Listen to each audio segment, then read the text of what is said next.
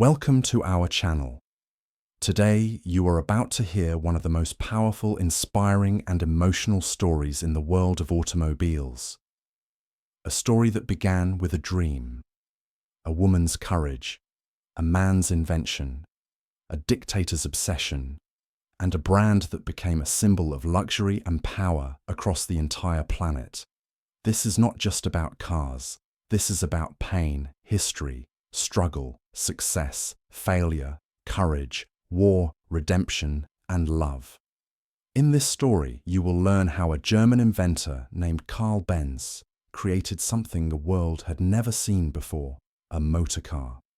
How his wife Bertha Benz changed history with one secret journey. How the company later became part of Nazi Germany's war machine used by Adolf Hitler himself.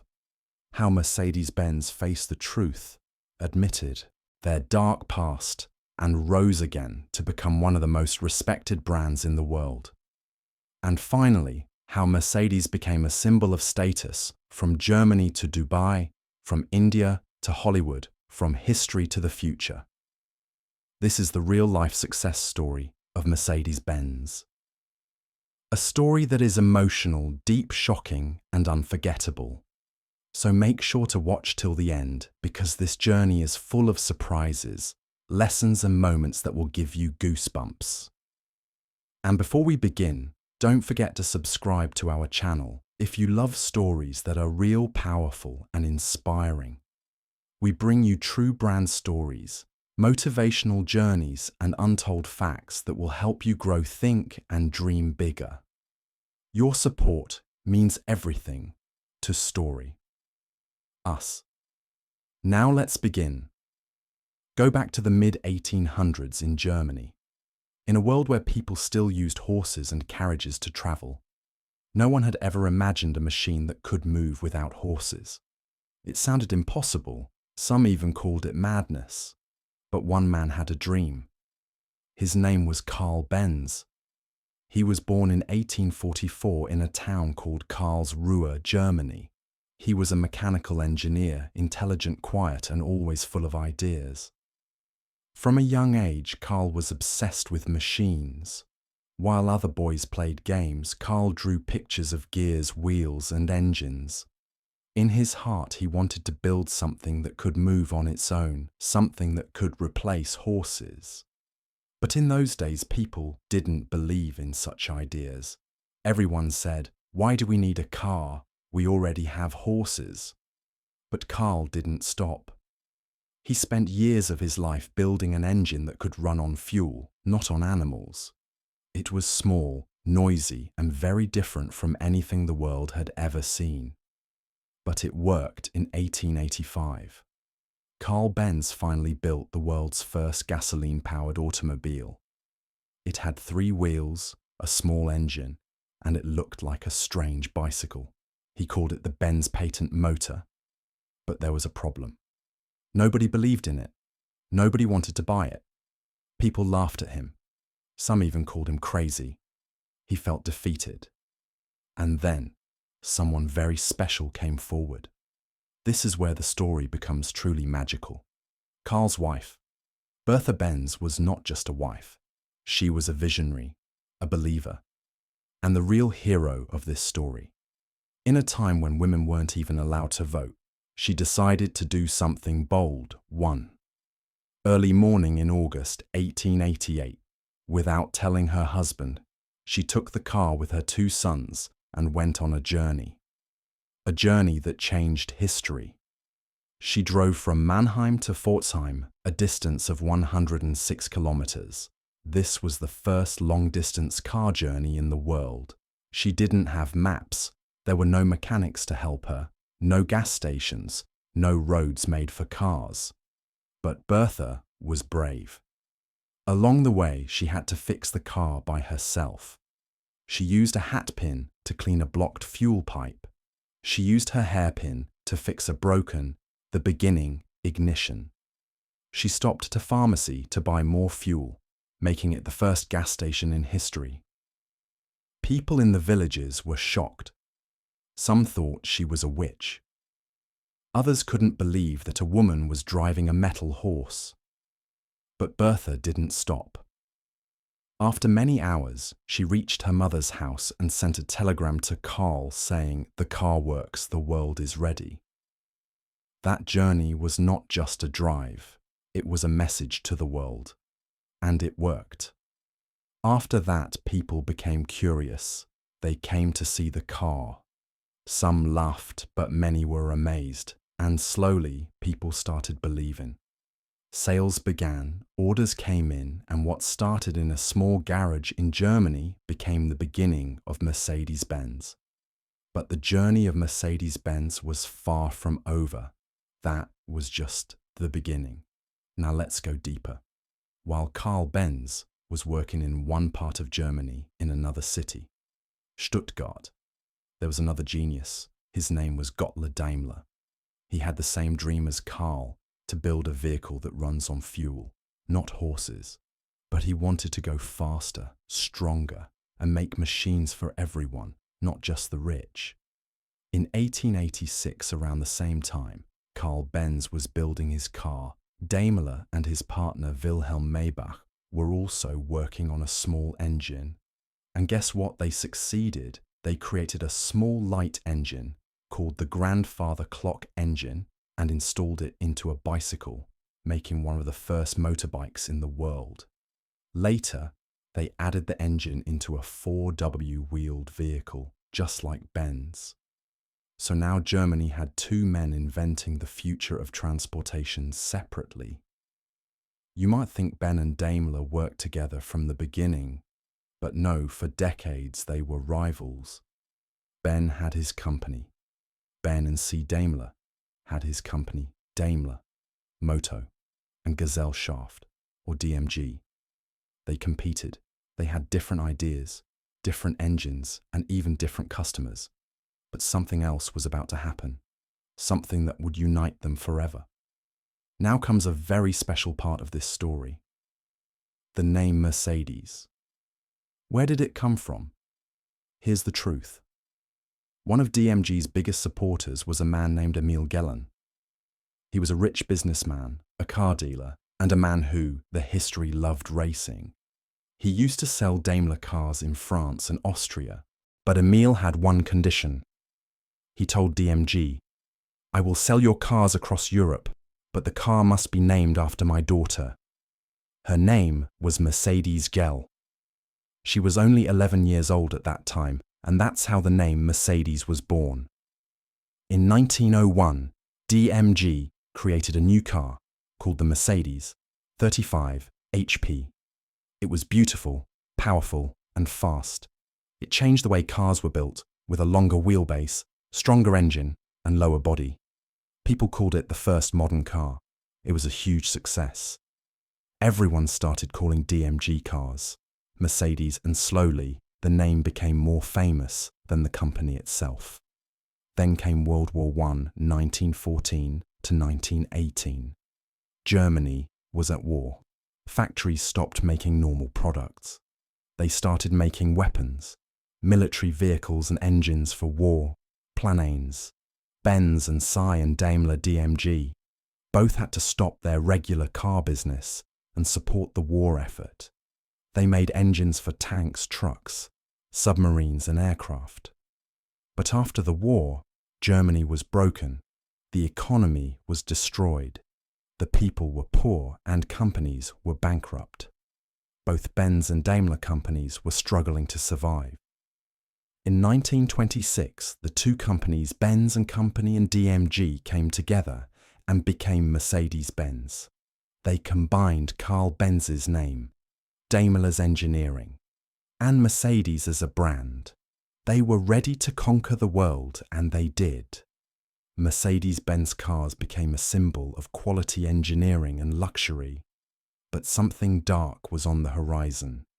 Now we enter the most controversial and painful part of the story. In the 1930s, a man named Adolf Hitler rose to power in Germany. He had big plans to make Germany strong again, to build roads, factories, and weapons. And guess who helped build those vehicles and engines? Yes, Mercedes-Benz. Mercedes-Benz became one of the key suppliers for Hitler's government. They made military trucks, engines, and even cars for the Nazi army. In fact, Hitler himself was often seen in a Mercedes-Benz 770, a huge black luxury car with bulletproof glass. This car became known as the Hitler car. But it gets worse. During the war, many German forced labor companies, including Mercedes, used forced labor.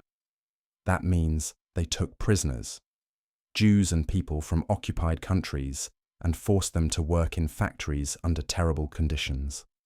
Over 40,000 people worked in such conditions in Mercedes factories during World War II.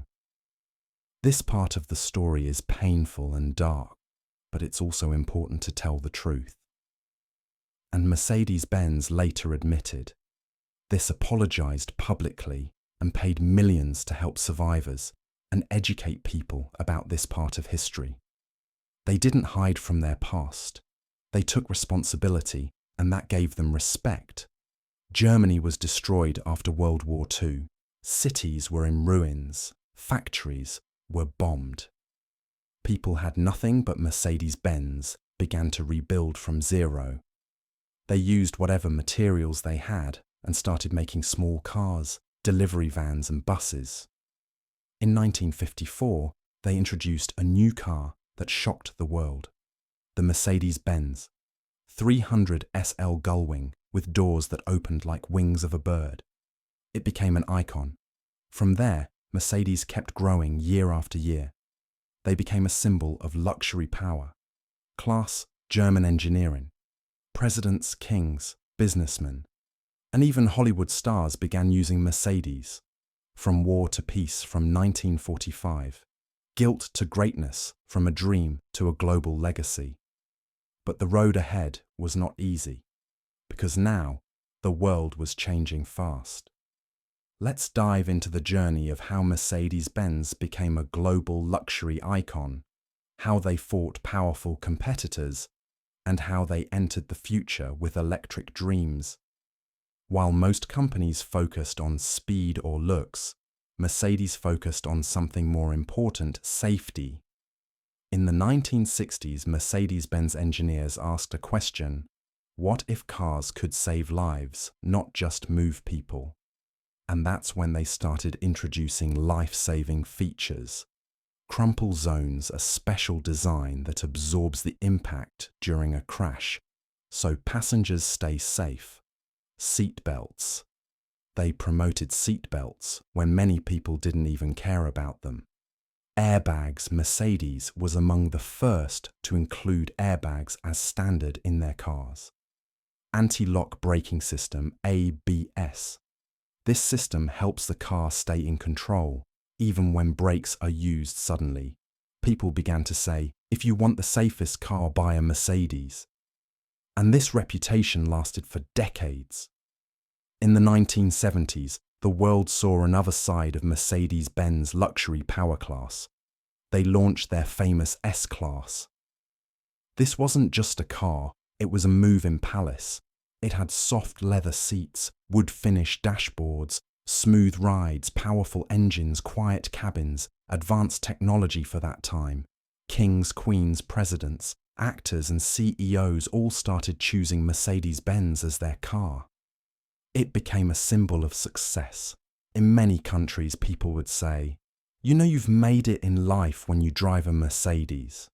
By the 1980s, Mercedes-Benz wasn't just a German brand, it became a global icon. They entered America, where Mercedes became the top choice for Hollywood stars and Wall Street businessmen. India, where Mercedes was seen as the car of VIPs, ministers and film stars. Middle East, where rich oil families bought fleets of Mercedes for their palaces. Africa, South America and Asia. Mercedes was everywhere. They started building factories in other countries, not just Germany. They created local versions of their cars to suit different roads and climates. They were now competing worldwide and winning, but then came new challenges. BMW, another German company that focused on sporty driver-focused cars. Audi, which introduced modern design and quattro all-wheel drive. Lexus, from Toyota, which offered Japanese luxury at lower prices. Jaguar, Volvo, Cadillac. All wanted a piece of the luxury market. Mercedes could not relax. So what did they do? They began upgrading faster, more powerful engines, more stylish designs, more advanced technology, better mileage, more comfort options. They also started expanding their range, SUVs, like the Mach-Class, later called GLE Compact, luxury cars, like the C-Class, and A-Class supercars, like the SLR McLaren. In the early 2000s, Mercedes partnered with the famous British car maker McLaren to build a supercar, the Mercedes-Benz SLR. McLaren. It was ultra-fast, ultra-light, super Maybach expensive.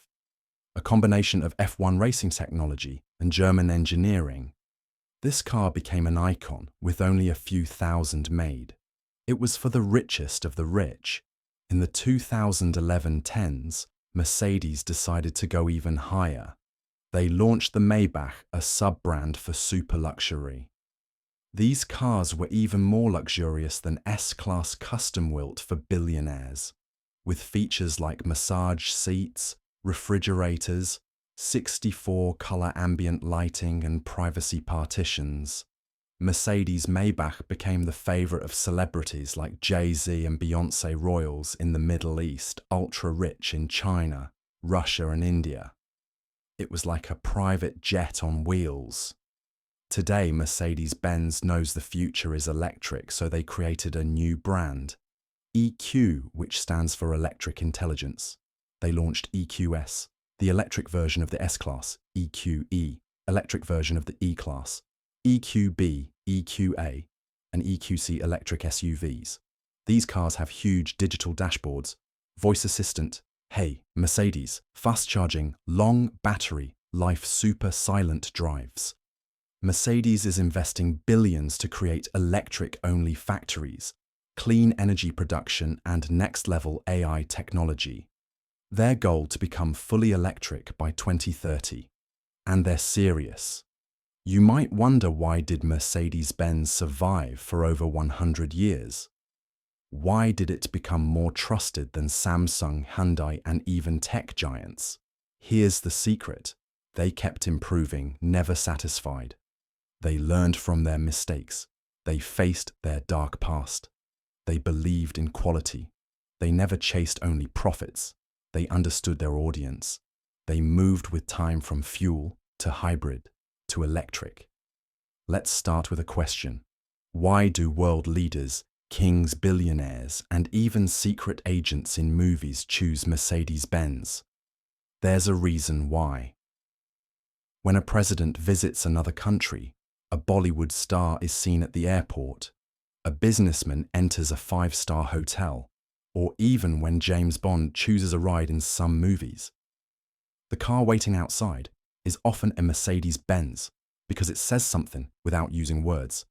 I have arrived, I am respected, I trust only the best. Here are a few real examples. Nelson Mandela and his Mercedes 500 SE, after being released from 27 years in prison. South African leader Nelson Mandela became a global symbol of peace and forgiveness.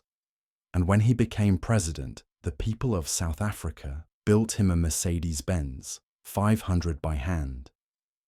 Yes, more than 60 workers in the Mercedes-Benz factory in East London. South Africa came together to build the car specially for him, and they didn't use machines. They built it entirely by hand to honor him. This car was not made by Mercedes. It was made by the people, for the man who brought peace to our country. This was more than a car. It was a symbol of hope. Princess Diana's secret. Mercedes. In 1994, Princess Diana, one of the most loved figures in history, did something no other British royal had done. She started driving a Mercedes-Benz S280. It shocked the British media because royals were expected to drive only British brands like Rolls-Royce or Jaguar. But Diana chose Mercedes because she liked safety, she liked comfort, she liked freedom. But due to pressure, she had to return the car. Still, it showed the world that Mercedes wasn't just for power, it was for protection too. Shah Rukh Khan, the king of Bollywood, once shared in an interview, "I used to see big men in big cars and dream that maybe one day I'll have one." Today, his Mercedes Maybach S580 is one of the most luxurious cars in India. This journey from a middle-class boy in Delhi to a man sitting in a Maybach is not just about success. It's about how a car becomes part of your life story. Now here's what truly makes Mercedes powerful. It's not just loved by kings and celebrities. It's trusted by families, taxi drivers, doctors, and daily people who believe in one thing: safety and trust. Let me tell you a story. In 2012, a father in Germany was driving his C-Class with his two young children in the back seat. They were going to a birthday party. Suddenly, a truck coming from the opposite direction lost control and crashed directly into their car. The car was destroyed, the front was smashed, and people thought nobody could survive such a crash. But when rescuers arrived, all three were alive. Why? Because the car had side airbags, crumple zones, reinforced steel child seat protections, and the structure remained strong. When the father stepped out, holding his crying children, he looked at the wrecked car and cried, but not in pain. He cried because he realized Mercedes saved his entire world. In 2016, Mercedes launched a system called MBU, Mercedes-Benz User Experience. It's an AI-powered voice assistant built into the car. Now you could say, "Hey Mercedes, I'm cold," and the car would turn up the heat. "Hey Mercedes, take me to the nearest petrol station," and it would guide you. You think it ends here? No, Mercedes is now working on flying cars with Volocopter, the dark chapters. Mercedes partner, self-driving cars using AI and satellite GPS, biometric seats that check your stress levels, eco-friendly factories that produce zero carbon, and cars that can even project movies on the windshield. They are creating cars that are not just transport, they are spaceships for the modern world. Now it's time to go deeper into the true meaning behind the logo, the dark chapters they never hide from their net worth today, and the powerful life lessons this brand teaches us. You've seen the three-pointed star inside a circle. It looks simple, but it's one of the most powerful brand symbols in the world. But what does it mean?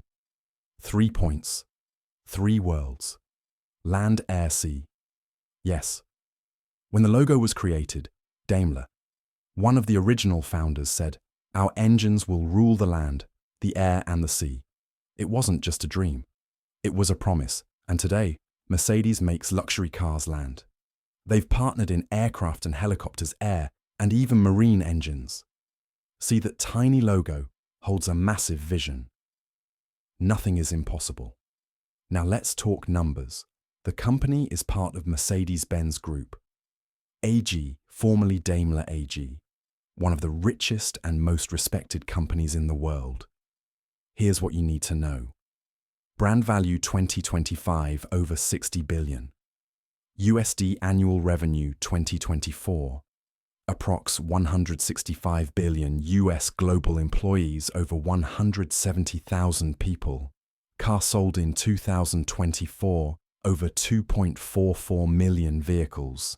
Net worth of Mercedes-Benz Group estimated between 100 to 120 billion USD. They are ranked among the top 10 most valuable car brands in the world, competing with names like Toyota, Tesla, and BMW. But more important than money, they are rich in trust, loyalty, and reputation. Every big name has a past, and Mercedes doesn't run from theirs. They accept, apologize, and educate. During World War II, Mercedes factories were used by the Nazi government. They also used forced labor prisoners and war victims to build engines and vehicles. This is a dark truth. But unlike many companies, Mercedes-Benz publicly apologized, donated millions to Holocaust survivor funds, built memorials inside their factories, and shared all historical records with transparency. They teach us that success means nothing without humanity. Here are some powerful words from Mercedes over the years. The best or nothing. Safety is not just technology, it's responsibility. Luxury is not about price, it's about how you feel. And the best one, we don't sell cars. We create emotions. In May 2022, Mercedes-Benz sold a special ultra-rare car, 1955. Mercedes-Benz 300S LR Ulenhaku Coupe, price $143 million. Yes, it became the most expensive car ever sold in world history. Why? Because it wasn't just a car, it was art history and engineering genius on wheels, and only 2 units were ever made.